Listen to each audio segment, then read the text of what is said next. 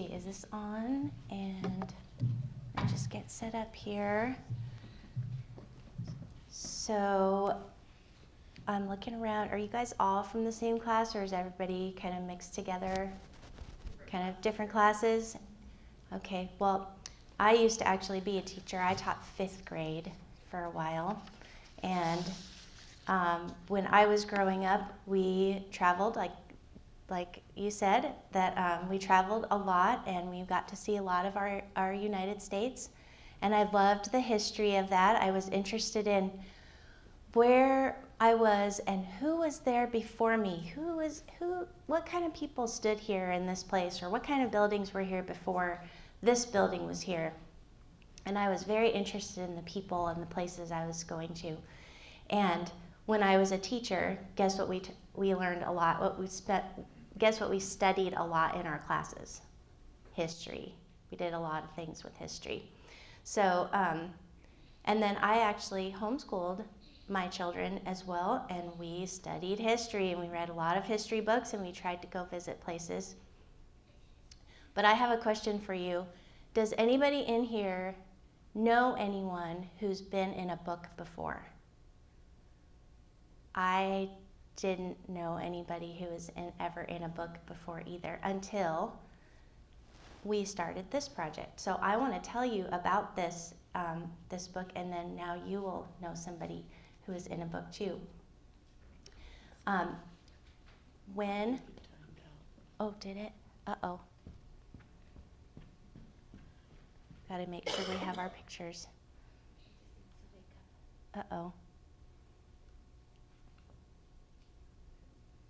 Just have a little technical difficulty. Okay.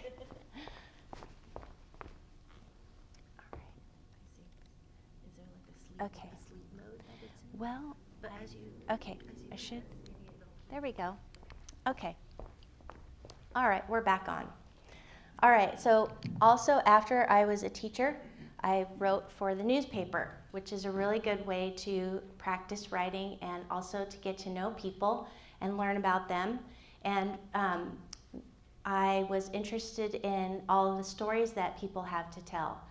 And what I found was everybody has a story to tell, but not everybody gets to tell their story. And sometimes the stories that people have to share, they never share, and then they're gone, and then they don't tell their story, and nobody ever knew it. And that made me kind of sad, and I thought, there's got to be lots of good stories out there to tell, and I want to make sure that I can tell as many as I can. And I remembered a story that I had heard about my family that happened a long time ago, and it was right around the time of World War II. Have you guys heard of that? World War II, it was about 70 years ago.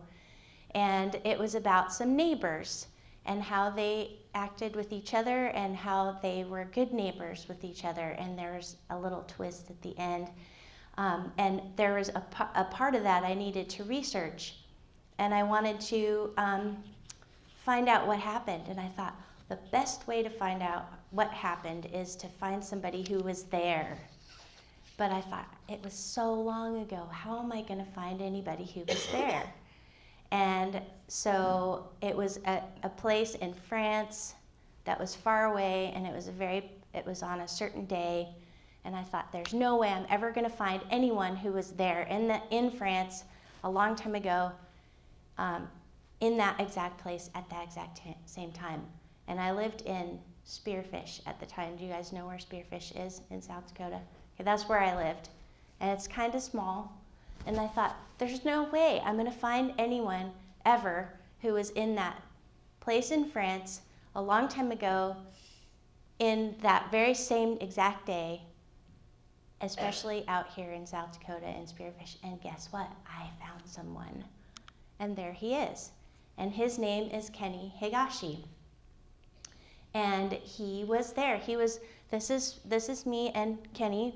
He was actually an older man, as you can see, because it happened a long time ago, but he was able to tell me all about it. And then he started to tell me his story, because remember I told you everybody has a story, and I wanted to know what his was. So we talked about the day in France and the place a long time ago, but then I wanted to know what he had to say. And his story was so cool that I thought we have to write this story. So I listened, I talked to him, I listened, I asked him questions, and this is what he told me. So I'm going to tell you what he told me. So a long time ago, his parents came. This is Spearfish a long time ago. Has anybody been to the Black Hills before? Okay, does it look like that? Well, there's more houses, right, and more buildings, but you can kind of tell the mountain there.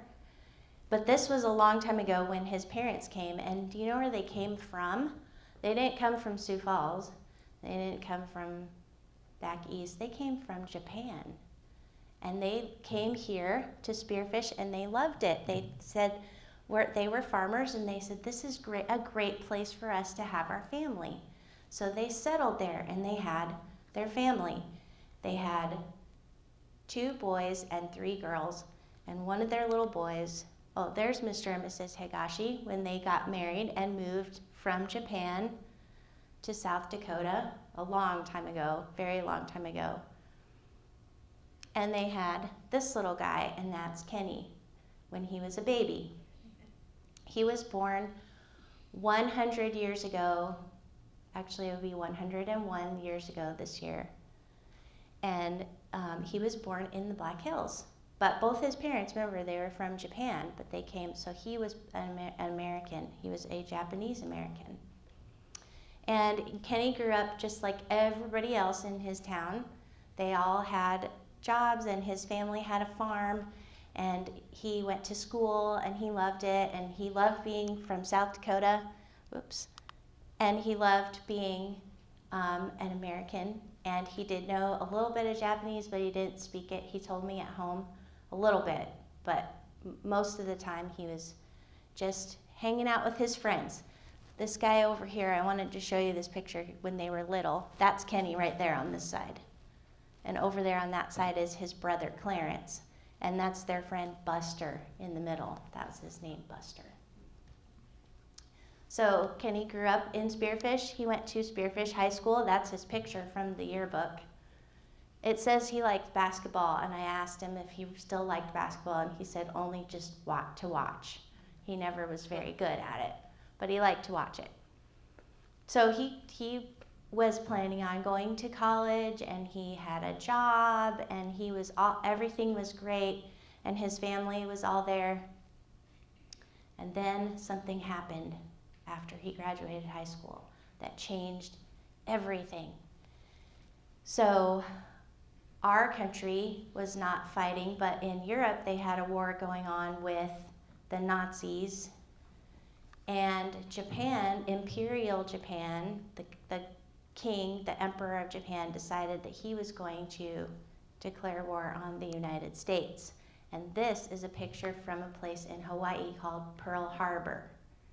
So that they decided to go in and bomb the ships that were American ships that were in Pearl Harbor. Well, this changed everything. America right away said we're going to war, and a whole bunch of young men and some young ladies decided they wanted to be soldiers and fight in this war, and they were going to fight in Europe also against the Nazis and against Imperial Japan. But the government said, wait a minute, we have some Japanese Americans here in this country, and we're not sure if they're going to be Americans and side with us, or if they're going to side with Japan. Now, they had no reason to say that, but they did anyway.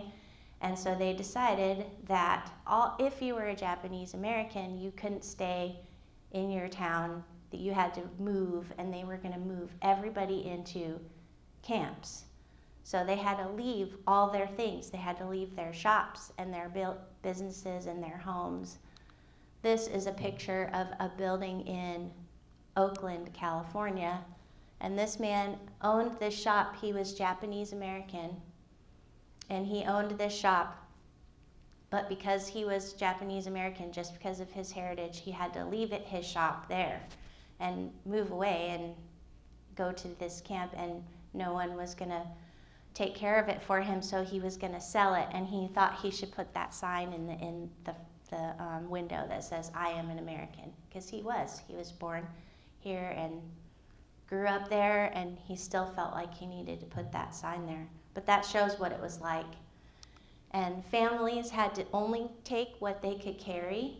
So if someone told you that you had to move and go to a strange place with your family and you just had to leave your home, what would you take? I mean, how do you pick? And you only have a short time to pick. And you have to leave everything else behind, and you don't know what's going to happen to it. And you don't know where it will be when you come back, and you don't even know when you're coming back. That's what it was like. Well, in South Dakota, they said, well, first they said Kenny and his brother could stay because they were farmers, and they were going to help grow crops for South Dakota families. This is their farm. This is a picture of their farm. Look at all of those cabbages. Look how huge they are. They were good farmers. I don't know if any of you guys have a garden at your house. My garden, I like my garden. I feel like I'm pretty good at gardening. It doesn't look anything like that. Those were awesome. So they were really good at it. So the government said, well, you can stay. And then they said, maybe not. Maybe it's not a good idea for you to stay because you're Japanese American. Well, in the town, everybody knew the Higashi family, and everybody said, nope, there's no way you're taking them away from us. They're part of us. They're one of us, just like everybody else from Spearfish. This is Kenny over here on this side, and there's Buster again when they were grown-ups. And they were just like brothers, and that's the way everybody treated each other. And they said, nope, you're not going to be taking the Higashi family. Oops. I think the mic just went out. Looks like it doesn't work anymore. They said, you're not taking the Higashi family away from us. So the government said, they sent 2 soldiers to the Higashi's house, and they said, there's 2 brothers, and they had the little sisters and their mom, and they said, we'll make a deal. You can stay in your house and have your farm, but one of the brothers can stay here and help your mom and your sisters, but the other brother has to go to war and be a soldier. So which one is it going to be? And Kenny and Clarence kind of looked at each other, and Kenny said, I'll go. And he said he told me that his brother had more skills to help his mom and his sisters to stay alive and keep their farm. So he felt like he should go. So there he is in his uniform. Isn't that a brave thing to do? It was he had a lot of courage. And do you know that not very many people knew his story? Because remember I told you, everybody has a story, but they don't always get told, right? So now I learned about his story. Well, the army didn't know what to do with him because he was Japanese American. They weren't sure where to put him in the army. And finally they decided that they had Japanese American young men that wanted to be soldiers, so they put them all together in one unit. And it was called the 100th Battalion. And that is a picture of all of the first group of young men that decided in Hawaii they were Japanese Americans and they all wanted to be soldiers. And they all lined up and decided that's what they wanted to do. Look how many there were. And they wanted to show that they were loyal to the United States because they loved our country and they were patriots, and that they wanted to serve and do their part. And they had a really amazing story of these soldiers. They did very brave and very courageous things that you can read about. Some of them, sometimes they didn't talk about it a whole lot, but they went off, most of them went to Europe, and they fought in Europe, which is across the Atlantic Ocean. And they were fighting against the Nazis. That's where most of them went. And they were really determined. Sometimes they didn't get sleep in the night. It was a lot. So a lot of work that they did. And here is that place in France that I was telling you about, that Kenny Higashi was actually there. That is the kind of hole that they had to dig for themselves and stick under there and try to hide from the enemy, because the Nazis had guys perched in the trees, and anytime anybody would move, they would shoot them. And so it was a pretty difficult time. There they are. Oh, and it was, by the way, it was snowing, and then it would rain, and the rain would turn to that sleet stuff, that stuff that's wet but not really wet, and it's slushy, snowy stuff, and they didn't have anywhere to rest, and this is what it was like for them. And so Kenny told me about that, and I knew that he was in this one place, and I said, well, what happened? What happened to you? You're here, but what happened? And so what happened at the end was that he actually was in a battle, and he got wounded, and he was wounded so in such a way that they gave him a special medal. It's called a Purple Heart Medal. So he did make it back. There he is after the war. Now he's been all over the world now, right? Because he went from South Dakota, he went all over in the military. They had him going places back east to go practice and train. Then he went to Europe, but where do you think he wanted to come when he was done? Where do you think he wanted to go? He wanted to go right back to Spearfish, and that's exactly what he did. He went back to Spearfish, and his job for his whole rest of his life was being the mail carrier. He took everybody their mail, and that was before they even had trucks, so sometimes he had to walk. But that was what he did. So, and when I was looking for information about him, I found this place. This is in Los Angeles, California, and it's called the Go for Broke Monument, and it's specially made to remember the Japanese American soldiers of World War II who were very brave to know that their families were in these camps away from their homes, but they wanted to serve the country and show that they were loyal to America. And so this is a monument, and on the other side, it's very tall. It doesn't look like it in my picture, but it's way, way, way tall, like way up. And on the other side are all the names of all of the Japanese American soldiers. So, I mean, that was cool, and I wanted to read every single one, but who was I looking for? There he is. I found him. There he was. So his name is on that monument. And so, so we can remember, even though people have stories they don't get to tell, but we can ask them and we can tell them for them. And now we have this book about Kenny and his life. And now I took all the information that I could find. I was reading. Remember, I had to find somebody who was actually there. And then I wrote the story, but it's not really coming to life. Like, I can tell you all about it, but it's better if you can see it. And that's the second part of a book. So Felicia is going to tell you about that. The click picker, yeah. Okay, so I'll make do without the microphone. Okay, that's okay. I'll just try to. Can you hear me? Okay, okay. Thank you, Lauren, for sharing all the stories about Kenny. She's put so much thought and care into writing the story. So how many of you in here like to draw or paint? Yes, yeah, okay. Yeah, everybody, yeah, great.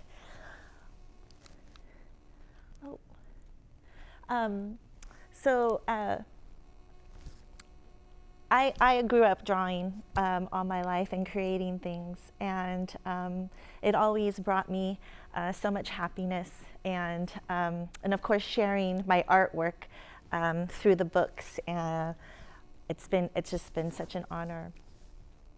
But there's also another aspect to illustrating children's books.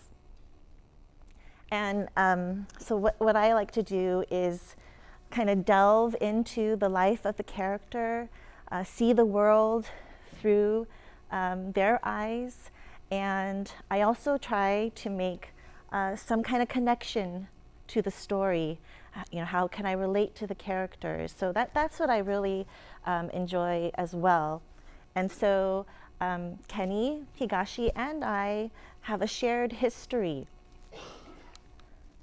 As Lauren had mentioned, his parents, Mr. and Mrs. Higashi, came to America from Japan, and they fell in love with South Dakota and wanted to settle there. And so this is my family, the Takahashi family, and they also came from Japan and sought out opportunity and ended up settling in California, which is where I'm from in the Central California area. And they had 4 children as well. And the young girl is my grandmother, Grandma Chizuko. And their family, they were also farmers. They actually specialized in lima beans. They were very, very prosperous. But as Lauren had mentioned, during World War II, after the attack on Pearl Harbor, while in Spearfish, the community supported and rallied behind the Higashi family and didn't want them to be taken away. And then Kenny was given this difficult choice to serve in the army, so in order for his family to stay on the farm. But on the West Coast in California, it was very different. And so the Takahashi family, my grandmother's family, along with 120,000 other Japanese Americans, were forcibly moved and taken away from their home, from their communities, from their farming or businesses, the livelihood, from their schools and from their friends. And so for my family, they were sent to the Post in Arizona camp, and most of the camps look something like this. And so this is actually my grandmother Chizuko, and she's married my grandfather Minoru Arikawa. So this is my father's family now. And when my father first arrived at the Post-in camp, he was a baby, 2-month-old little baby. So he spent the first 3 years of his life in the camp behind barbed wire. And so when I was approached by the South Dakota Historical Society to be the illustrator for Kenny Higashi, someone I'd never heard about and someone who lived in South Dakota, I was really curious what his life would be like. I don't know if I need it. Yeah, okay, thank you. So I'm sure many of you think, illustrating a children's book, I get to just draw all day and paint, and it's a lot of fun, and that is definitely part of it. Again, it makes me really happy to make the illustrations, but there's a lot more to that, a lot of different stages and process. So of course it starts with Lauren's story, and it's in the form of a manuscript, and it's her beautiful story, just words on the page. So this is just an overview, but then I start with really small thumbnail sketches, quick ones, very loose, and then I do a lot of research. And because this is a historical story, took place 70, 80 years ago, I had to do a lot of research and collect photographs. And then from there, I start to do more final sketches, and these have more detail. And then finally, I get to do the painting. So those are all the different steps that it takes to making a children's book. So we start with a manuscript, and as I'm reading Lauren's story, I'm trying to keep in mind some key descriptions that might be interesting to include in the illustration. And since this is the first page of the book, I wanted to include as much as possible. So it talks about Kenny, how he smiled a lot and he was very helpful. And it also talks about how Mr. Higashi saw the prairies filled with waving grasses dotted with wildflowers. So he really loved the nature that in South Dakota.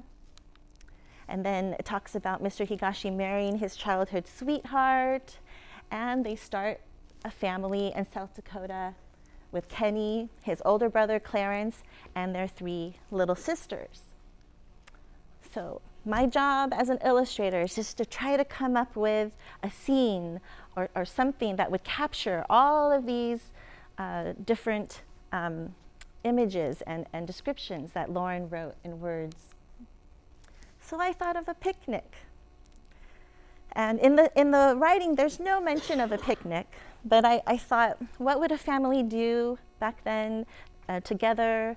They're surrounded by nature, and Kenny is offering a drink to his father. So again, this is a thumbnail sketch. They're very small and very loose. And then that's when I start to do the research. Luckily, the Historical Society, they were able to provide some photographs. For example, Lookout Mountain, that's an actual photograph of around the time that Kenny and his family would be maybe picnicking in that area. And then I also just did some Google searches of families picnicking. And also I have to decide on what will they wear. Maybe it's a sunny day and Mrs. Higashi might wear some kind of sun hat.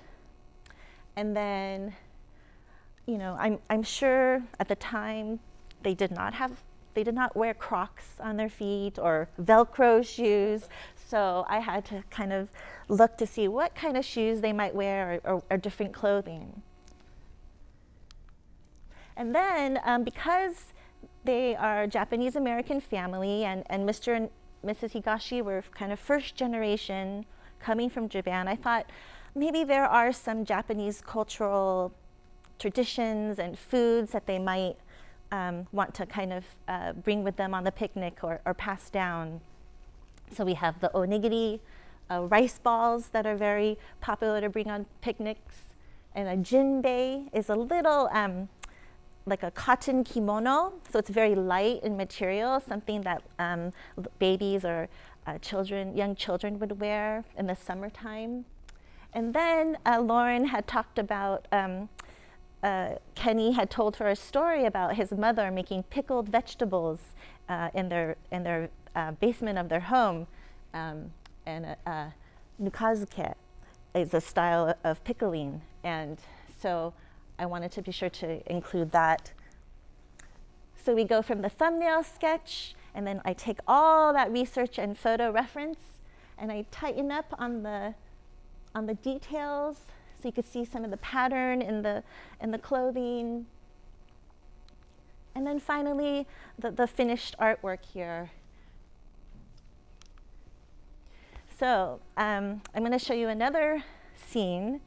And this is just to demonstrate how, after all researching, I could get things wrong. And so this was a scene in the story where Kenny has already joined the army, and he's in Europe. And the other soldiers were maybe wondering, how are we going to eat?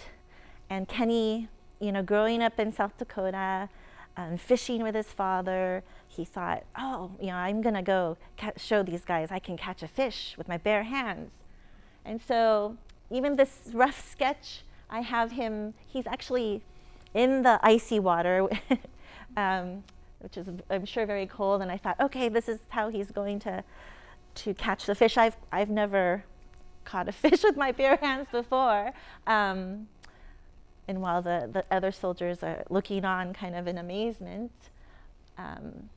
And I even did like a tighter sketch in the next round, like, okay, this is how it's going to take place. But Lauren's son was looking through some of the sketches, and he's like, I don't know, I'm not sure if he would remove his boots and jump into the water. And so even at this stage, I thought, okay, maybe this is not how it's done. And so I have to go back and rework the sketches. And so I created this other sketch where he's maybe just by the side of the river and able to put his hand into the water and kind of wiggle it around and have the fish come, and they were so impressed with him. But so I just wanted to demonstrate some of that sometimes I have to rework things. And then this is the final artwork for that. And I'll just give an overview. So this is almost like a storyboarding. You see like an animation. This is this is the steps I take before I do any art painting. It's this loose thumbnail. I do the whole book, and then I do the research so I can create these tighter sketches with a lot more detail. And I also have to get those all approved in all these different stages. And then finally, I can work on the artwork. And I use watercolors and watercolor pencils. So all this time that I've been working on this book, I was in California, San Francisco, in my room where I do my artwork. And I'd never been to South Dakota. Kenny Higashi, again, was a stranger to me, and of course, so luckily, once the book was published, I was invited to South Dakota for the first time in April, and Rapid City and Pierre, and I actually, my flight home got delayed, so I had a couple extra days. I think the weather and the snow. So I actually rented a car and took a trip to Spearfish. And I thought, I'll take this time to, again, see the world through Kenny's eyes and really get to see the hometown that he loves so much. So this is me. You can see my little thumb. I'm holding the book, and that is Kenny's home there. And he does still have relatives living there. And so as I was taking these photographs, I was thinking about, this is another winter scene of the Higashi family in their home. And then this was just a road nearby the home that was leading to downtown Spearfish and to a store called Loans Mercantile, where Kenny grew up and worked there eventually. So I imagined him on his bike going down this road. And so there I am right in front of the old Loans Mercantile building. And it's the building is still there, but it's a restaurant now. So I took a photograph of the scene where he walks into the store. And then this is downtown Spearfish, a specific intersection. And a lot of the buildings are still standing. And so then I took a photo of the scene where Kenny is coming home to Spearfish and being welcomed by the community there after the war. And then I also took a drive to the Black Hills and through the mountains, and I could see or imagine where Kenny went fishing with his father. So even though I didn't get to meet Kenny before he passed, this trip and this whole experience of illustrating this book I feel like I got to know him. And again, that's why a big part of why I love doing these stories and illustrating. So that's it. And you have one more thing? Okay. Okay.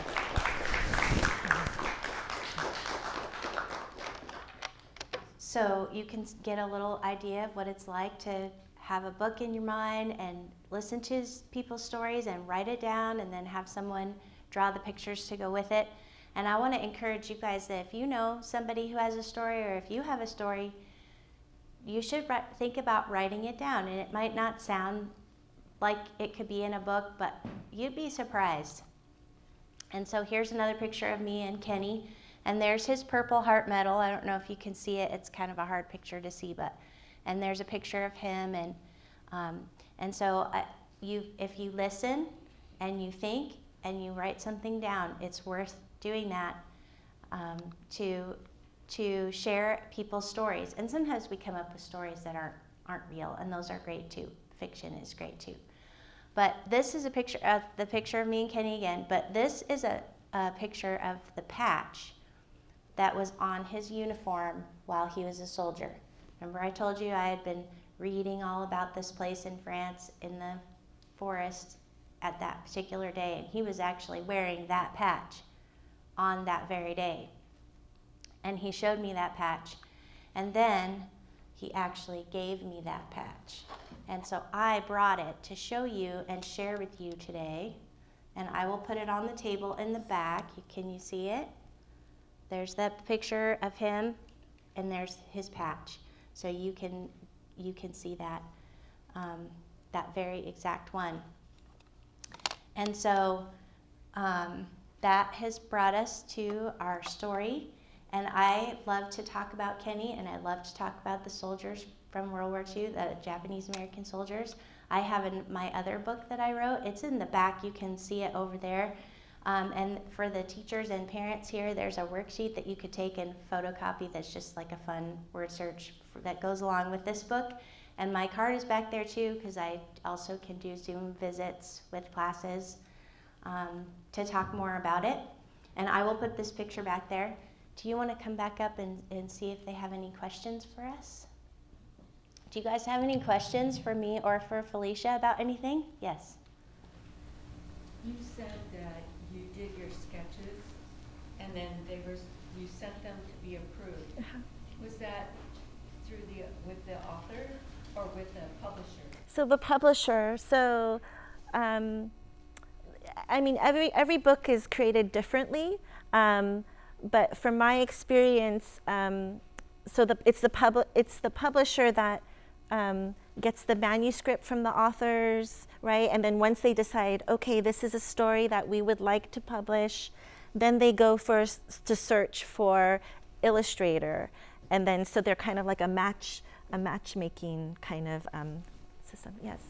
So do they tell you how many pages you can have, or do you just get to decide, you and the author, how many pages the book will be? So every picture book is 32 pages. Usually there are a few exceptions. And you have a certain amount of words. This one's a little bit longer, but they asked me to keep it a little bit longer because it's a true story. And as far as the illustrations, I did get to see Felicia. She did mention that about the fishing. Kenny told me about his fishing. You know, he actually knew how to do that. He would stick his fingers in the water and wiggle them like this. It's called noodling.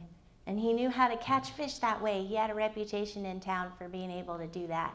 And that was what he did when they were hungry and they needed something to eat. And it was in Switzerland, or in the Alps up there in Italy. It's really pretty. I can't imagine what that would be like. But that's exactly what he did. So Felicia didn't know that story. And then when she had done those drawings, I told her, shared the story with her, and then she was able to change those. So, yeah. Right, yeah. My great-grandpa, he's 96. He fought in France in World War II. Wow. Well, ask him some questions about that. Ask him what the weather was like and what they ate and what his favorite place was that he went. Things that are interesting like that. And you'd be surprised at the things you'll find out. Yes? Can you have like a You know, I'm sure he did, and he did not want to talk about that because that wasn't important to him. What was important to him is that he told me that it was important that they were soldiers to fight for freedoms for you, so that you would have freedom today. And that was it, and that also to show that everybody needs to have a chance to get a job and to do the things that they love to do, regardless of whatever their background or their heritage or their ancestry is. That should never matter. So that wasn't something he was really interested in telling me. Yes? Are you planning on finding somebody else to write a story about? I would love to do that, yes, and I am always looking for people, and I do have some other things, other stories that I'm working on, but I would like to write also about some more of these soldiers, because the things that they did were courageous, not just the actual action, but the thought that they were really serious about preserving the opportunity for everybody. And it shouldn't matter what your background is or your heritage. If you're a hard worker and want to do something, you should be able to do that. So that was really important to them, and I'd love to share that. Yeah. How was Kenny wounded? He, let's see, he actually was climbing a mountain. It was in the early morning, like 5 o'clock in the morning, so it was still really dark. And the enemy, the Nazis, were on the top of the mountain, and our guys were going up the mountain. Now, that's not very easy to do because they can see you and they can tell where you are, and so they had to be it was really difficult. But he actually got wounded. He got shot, and the bullet went through both his knees in the back. And he wasn't able to walk, but he wasn't gonna die right yet, so he didn't want to ask one of the medics, the doctors that were out on the field, because they were so busy. So you know what he did?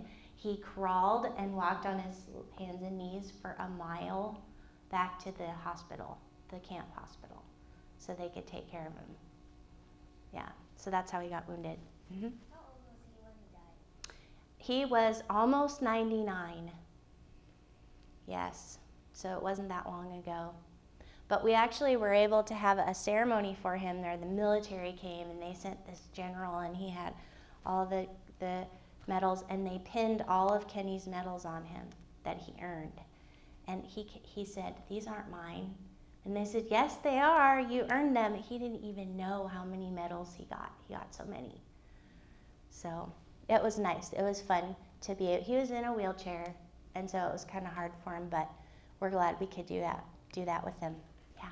Did he die of old age? Mhm. Yep. But he didn't live very far from where he grew up, in that little white house. Isn't that pretty neat? So he went all the way across the world and came back and stayed there the rest of his life.